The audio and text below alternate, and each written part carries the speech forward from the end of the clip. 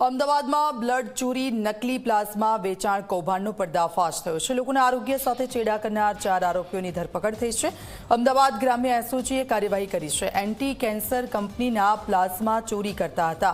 અસલી પ્લાઝમા કાઢીને નકલી પ્લાઝમા મૂકવામાં આવતા હતા। 1140 પ્લાઝમા બેગ કરવામાં આવી હતી। છેલ્લા 6 મહિનાથી આરોપીઓ આ કૌભાંડ ચલાવતા હતા। અડધી કિંમતે નકલી પ્લાઝમાનું મહારાષ્ટ્રમાં વેચાણ કરાતું હતું। દિનેશ ચૌધરી, મોહન ગાયકવાડ, રફીક ખલીફા અને જીતેન્દ્ર સોલંકીની ધરપકડ કરવામાં આવી છે। દિનેશ ચૌધરી અને મોહન ગાયકવાડ બે મુખ્ય જે નકલી પ્લાઝમા બનાવવાનો જે રેકેટ હતા એના સૂત્રધાર હતા।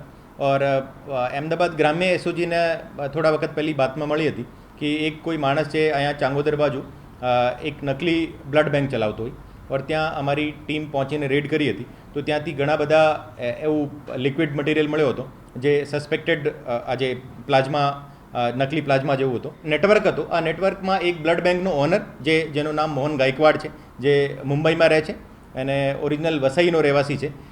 એ ઘણા બધા પહેલાં બ્લડ બેંક સાથે કામ કરેલો હતો અને પછી પોતાનો બ્લડ બેંક ચલાવતો હોય। और એને સાથે સાથે દિનેશ ચૌધરી જે જુદી જુદી ફાર્મા કંપનીઝમાં એક પ્લાઝમા કલેક્શન એક્ઝિક્યુટિવ રીતે કામ કરતો હતો અને ત્યાંથી એ જે પ્લાઝમાનો આખો પ્રોસેસ સમજીને એને સાથે જોડાયો હતો और ત્યાંથી એ લોકો જે આખો એ નેટવર્ક ઊભો કર્યો હતો।